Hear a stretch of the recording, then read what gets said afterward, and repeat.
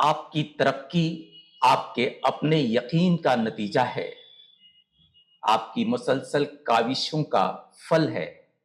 لوگ اس پڑاؤ پر آپ پر انگلیاں بھی اٹھا سکتے ہیں، آپ کی شخصیت کو مسخ کرنے کے لیے آگے بھی بڑھ سکتے ہیں۔ یہ وہی لوگ ہیں جو آپ کے ساتھ رہتے ہیں، وہ آپ کو زیر کرنے کے لیے طرح طرح کے حربے استعمال کرتے رہتے ہیں۔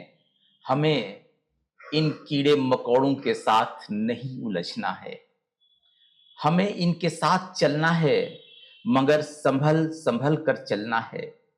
زندگی جب ٹھہرتی ہے، وقت جب پھسلتا ہے، تو آپ اس بھری دنیا میں تنہا ہو جاتے ہیں۔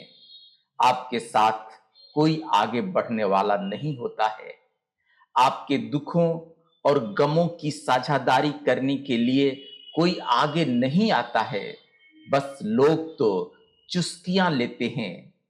اس مرحلے میں آپ کو گھبرانا نہیں ہے، طوفان کا زور ہمیشہ رہنے والا نہیں ہے، کچھ ہی پلوں میں سیاہ بادل چھٹ جائیں گے اور سورج پھر نکل آئے گا۔